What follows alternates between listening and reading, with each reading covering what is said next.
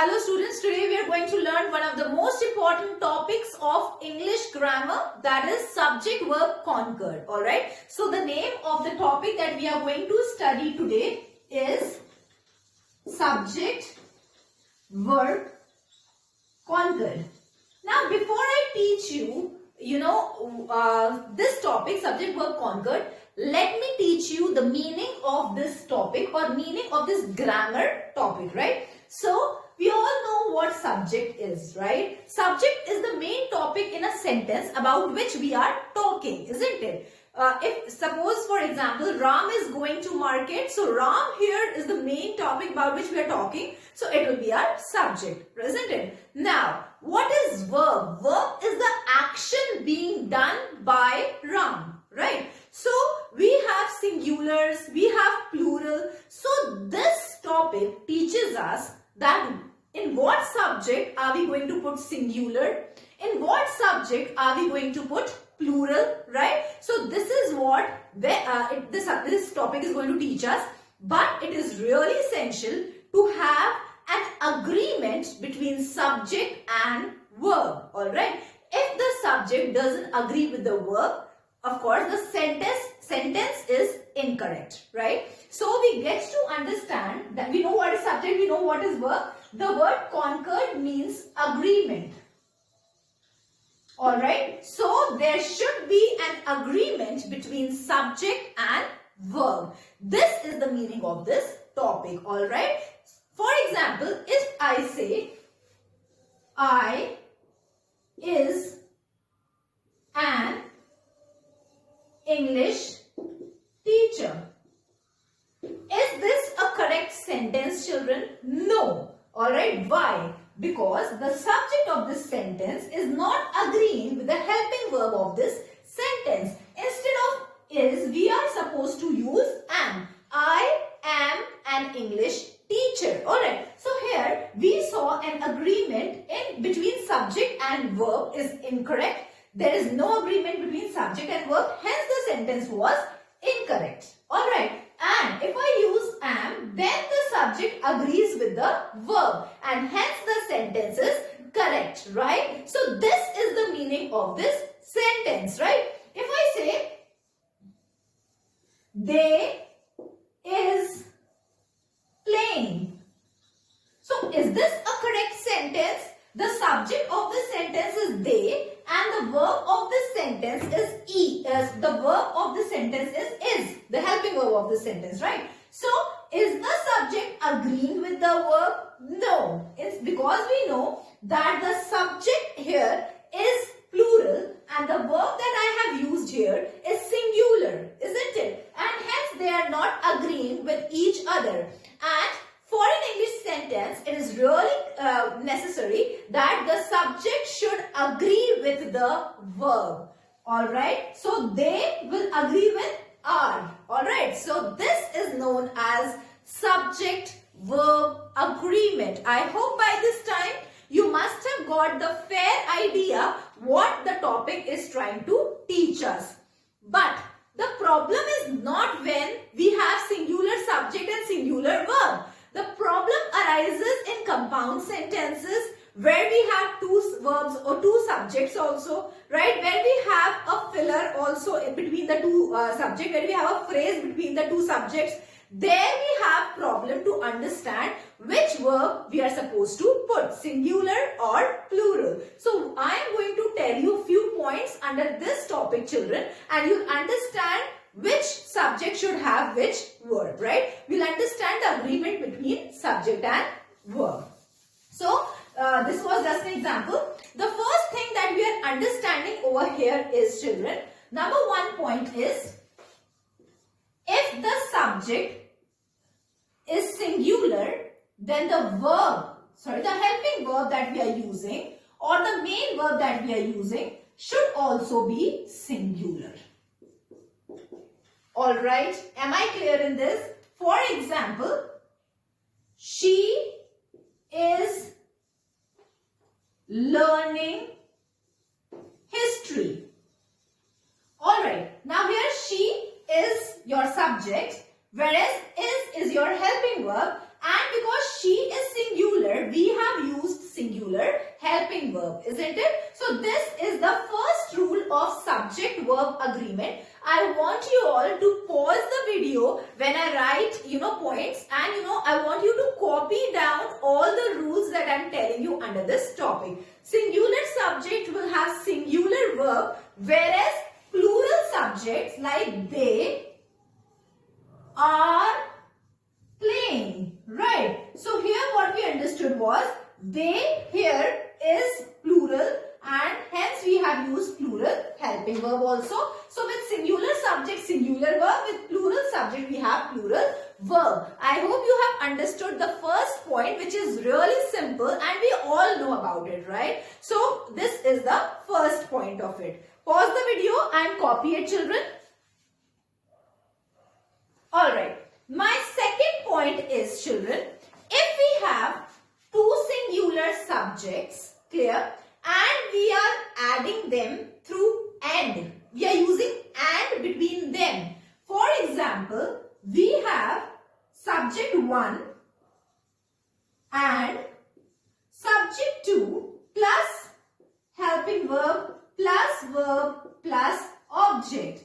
Then which helping verb are you going to use here? You are going to use plural helping verb, because 1 plus verb equals to 2. This is more than 1. For example, Ram and Sham are going, right? So I have used are, alright, for Ram and Sham. Ram and Sham together are 2, right? More than 1. So that's why we have used are instead of is. Is that clear? Do not just see this part, Sham is going. No. These are two subjects. That's why we have put are instead of is. So this is the second point. If we connect two subjects using and, the helping verb that we are going to use will be plural. Alright.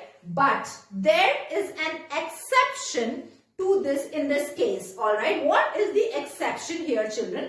There are few things in which we see a collective, thing, even if we are putting and. For example, if I say bread and butter is tasty breakfast. Alright. The subject number 1 here is bread. Subject number 2 here is butter. But still I am using is over here because we are not eating them separately. This is one breakfast. Alright. Bread and butter is a tasty breakfast.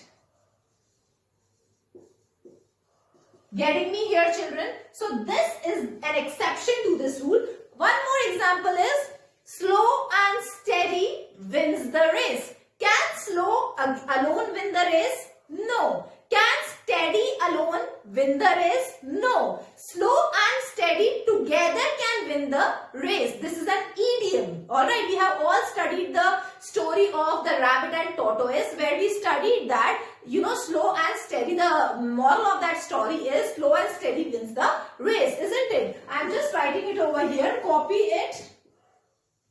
Slow and steady wins the race. Now here, as I am putting S in the verb, it automatically becomes singular, isn't it? And we have connected two subjects using and, but still I am using singular form of verb, and I have already told you the reason of it, children, because this can collectively make a person win a race. Alright. So that's why we use singular. We'll have to look at the sentence and judge it sometimes whether the singular verb will be there or plural. It is not always that if we are connecting subject 1 and subject 2 using and, then we are going to use plural only, right? In maximum cases, of course we do, but in few cases, the examples that I have shown you over here, bread and butter because it is one breakfast, slow and steady because slow alone cannot make a win possible, and so can steady also cannot make the win possible. Alone cannot make the win possible. That's why we have to see it as one, isn't it? So this is an exception to this rule. Please understand this. Pause the video and write whatever I am saying, children, because these are the mistakes that you do while solving edit and omit. You know, editing and omitting that comes in your exam, right, which is really important, and you must understand how to correct a statement which you do in editing and omitting. So here these rules will be really helpful to you, right? Now number 3.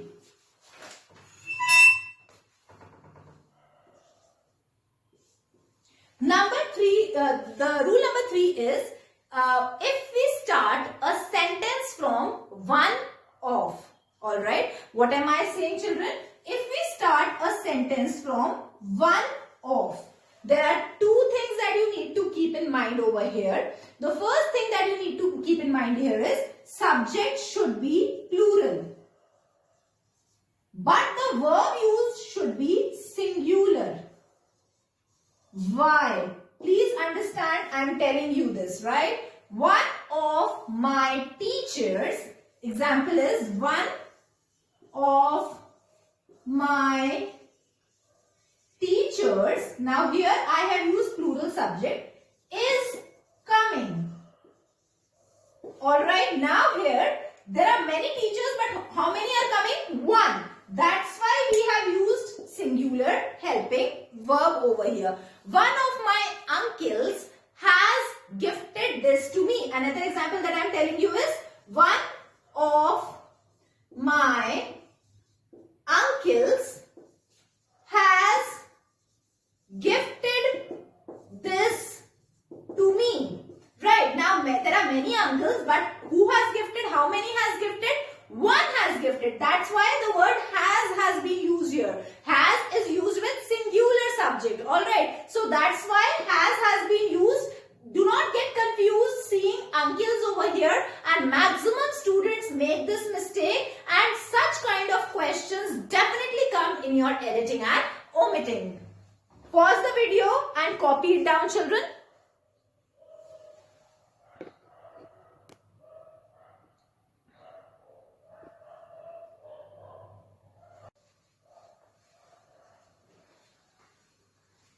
Alright, the next rule over here is, children, suppose we have a subject, right? 2 subjects in a sentence. The rule number 4. I hope you have understood the rule number 3, children. Now rule number 4. Suppose we have 2 subjects, alright? Subject 1 and subject 2. But there are few fillers in between, like along with, together with,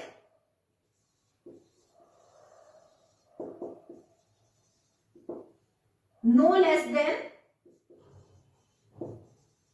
Such fillers if we have in between, what is the verb that you are going to use over here? The verb that you are going to use over here will be singular. I am going to tell you examples, children. Please understand. You will find it difficult to believe, but yes, it is true that suppose if we have Ram along with his teachers is going for picnic. Alright, now because along with has come between subject 2, this is subject 2 and this is subject 1. Alright, so subject 2 and subject 1 and subject 2 are connected with such fillers, but the verb that we are going to use is according to subject 1. Alright, always keep this in mind, children. When these kind of fillers are used between subject 1 and subject 2, then the verb will be according to only subject 1. Alright, the verb used will be according to subject 1. We are going to see a few more examples of it.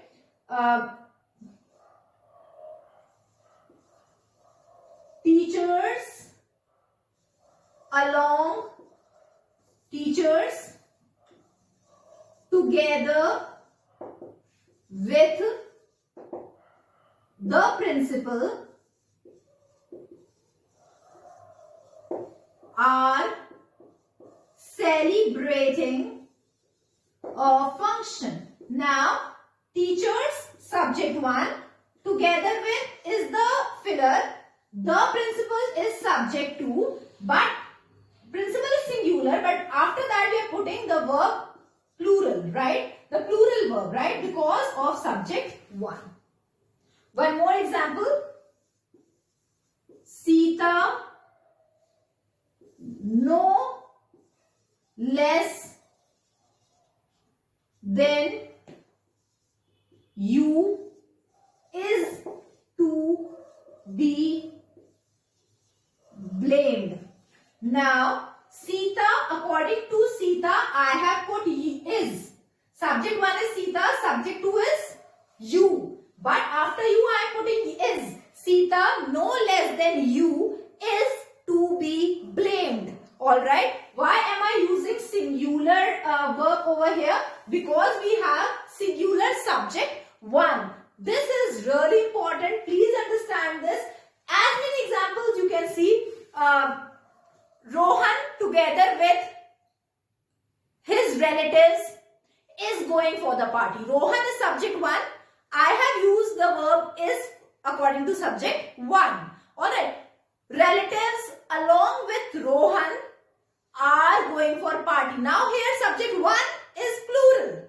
Alright, relatives. That's why the verb used over there is plural. Relatives are. Alright. Maybe the filler subject is Rohan also over there, but we are not putting verb on the basis of second subject. Alright. This is really important and you need to keep this in mind. Alright. That's all for today, children. There are several other rules that we need to study that we are going to study tomorrow in the next class.